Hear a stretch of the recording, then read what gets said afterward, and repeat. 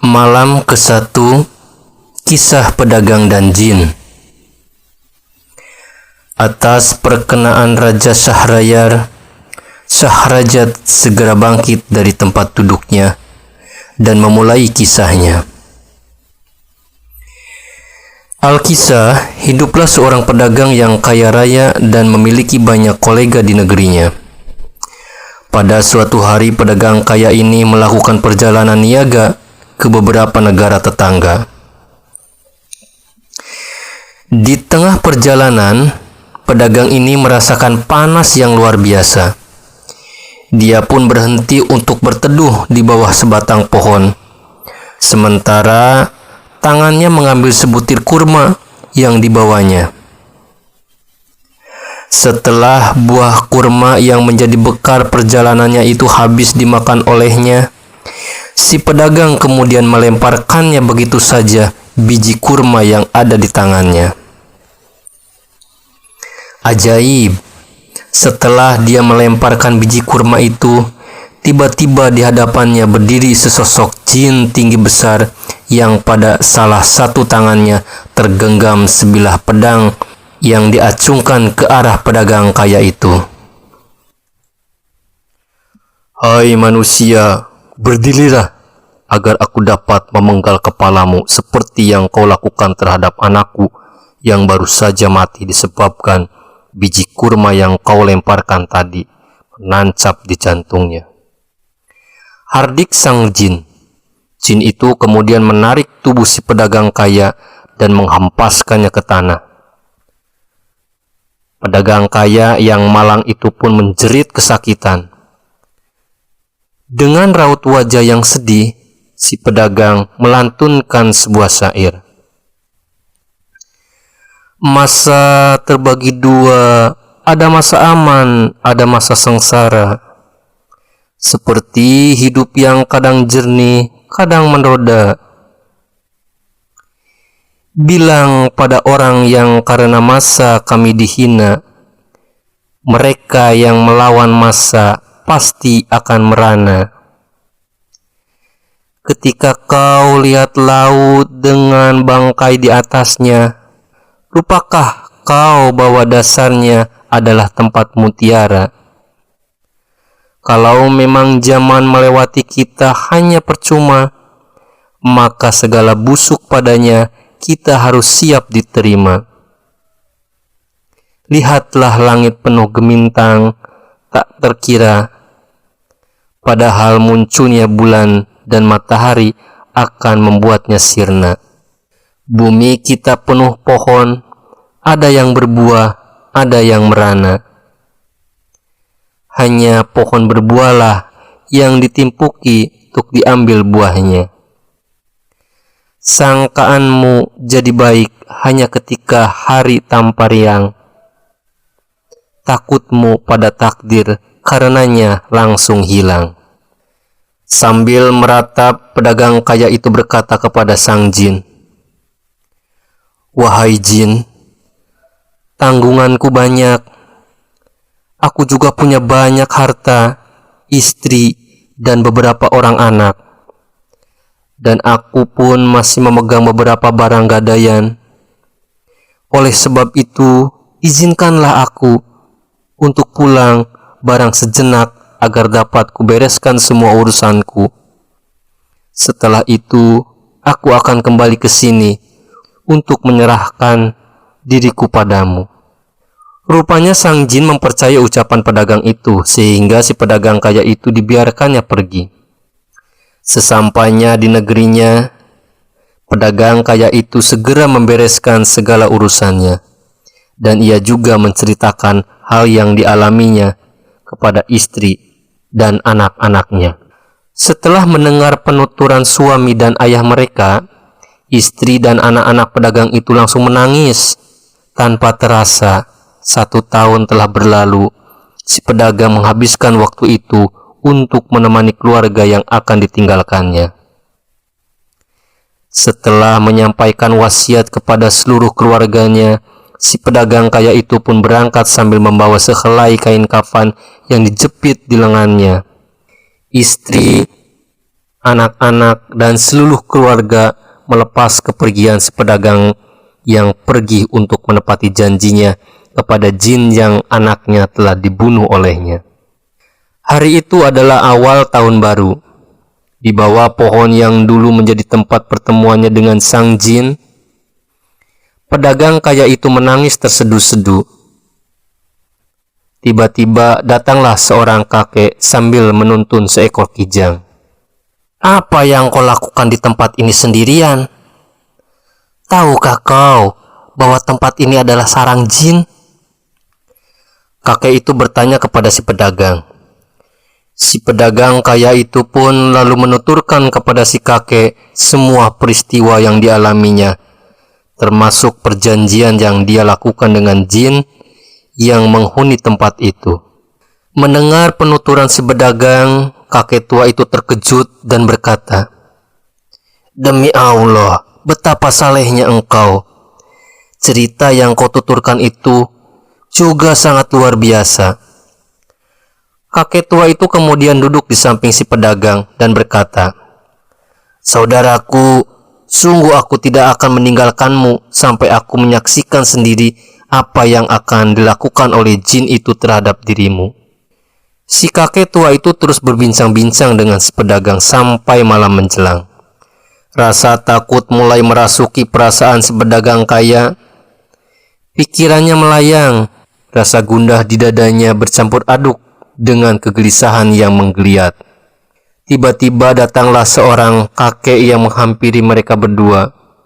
Kakek yang kedua ini datang dengan menuntun 2 ekor anjing pemburu berwarna hitam. Setelah mengucapkan salam, si kakek tua pemilik anjing itu bertanya kepada 2 orang yang ditemuinya tentang alasan mereka duduk di bawah pohon yang diketahui sebagai sebuah sarang jin. Si pedagang dan si kakek pemilik kijang lalu menceritakan kejadian yang mereka alami. Ketika si pedagang, kakek tua pemilik kijang, dan kakek tua pemilik anjing tengah asik berbincang-bincang, tiba-tiba muncul lagi seorang kakek tua yang datang bersama seekor bagal. Seperti kedua kakek sebelumnya, kakek tua pemilik bagal ini bertanya kepada ketiga orang yang ditemuinya tentang alasan mengapa mereka duduk-duduk di sarang jin. Setelah kakek tua pemilik bagal itu duduk, ketiga orang yang ditemuinya itu menuturkan semua peristiwa yang mereka alami. Ketika keempat orang itu tengah asik berbincang-bincang, tiba-tiba bertiuplah angin yang sangat kencang. Debu berterbangan menghamburkan pandangan di sekeliling tempat itu. Dan di tengah-tengah debu yang berterbangan itu muncullah sesosok jin dengan sebilah pedang berkilat terhunus di tangannya. Jin itu kemudian menghampiri si pedagang kaya yang duduk bersama 3 orang kakek yang menemaninya. "Kemarilah kau, pedagang, agar aku mudah memancung kepalamu sebagai hukuman atas pembunuhan yang kau lakukan terhadap diri anakku." Hardik sang jin mendengar itu, si pedagang kaya itu langsung meratap dan menangis ketakutan. Ratapan ketakutan dan tangisan pedagang kaya itu ternyata memancing ketiga kakek tua yang menemaninya untuk memberi bantuan. Kakek tua pemilik kijang berdiri dan berjalan menghampiri sang jin seraya berkata, "Wahai paduka raja segala jin, bersediakah paduka menukar sepertiga hukuman pedagang ini dengan cerita hamba tentang kijang yang hamba bawa ini?" Baik," jawab sang jin. "Wahai raja jin yang baik, ketahuilah bahwa sebenarnya kijang ini adalah salah seorang sepupu hamba. Hamba telah menikahinya sejak dia masih kecil. Kami telah hidup berumah tangga selama 30 tahun. Namun kami tidak kunjung dikarunia anak. Maka hamba menikahi salah seorang budak perempuan yang darinya hamba berhasil mendapatkan seorang anak laki-laki yang memiliki wajah yang tampan seperti bulan purnama. Setelah 15 tahun berlalu dan putra hamba yang tampan itu telah tumbuh besar, tibalah saatnya hamba untuk pergi berdagang bersama seorang saudagar besar. Pada saat itu, sepupu hamba yang sekarang telah berubah menjadi kijang ini telah menguasai ilmu sihir yang ternyata telah dipelajarinya sejak ia masih kecil. Seiring dengan kepergian hamba, dengan kemampuan yang dimilikinya, sepupu hamba ini menyihir putra hamba menjadi seekor anak sapi. Sedangkan istri hamba yang kedua disihir menjadi seekor sapi betina. Sepupu hamba yang jahat ini kemudian menyerahkan anak dan istri hamba yang telah dia sihir itu kepada seorang peternak. Ketika hamba kembali dari perniagaan, hamba bertanya kepada sepupu hamba, kemana gerangan perginya anak istri hamba?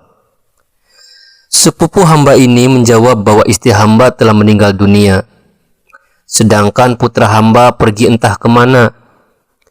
Sepupu hamba ini berkata bahwa dia tidak mengetahui kemana perginya putra hamba.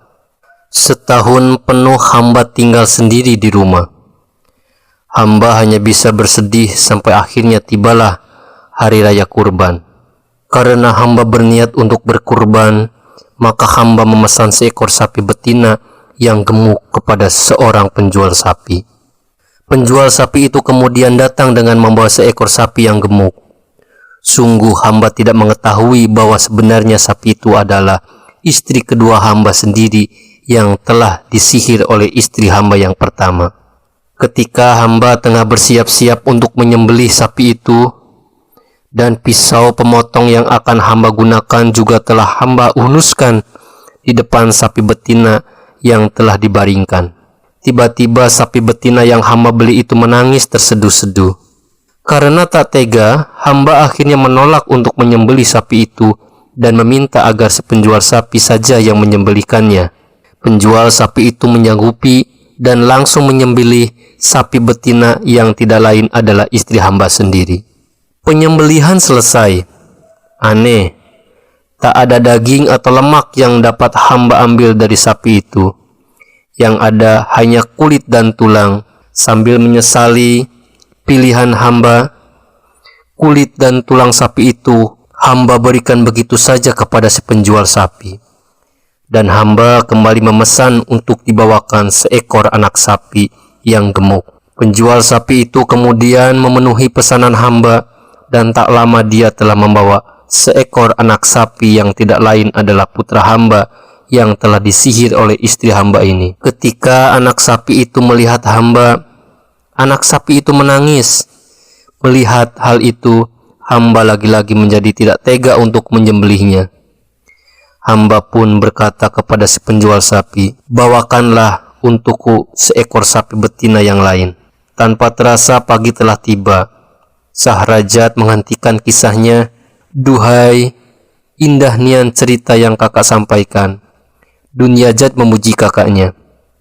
Baiklah, jika memang kau suka, kakak akan ceritakan kelanjutan kisah ini nanti malam.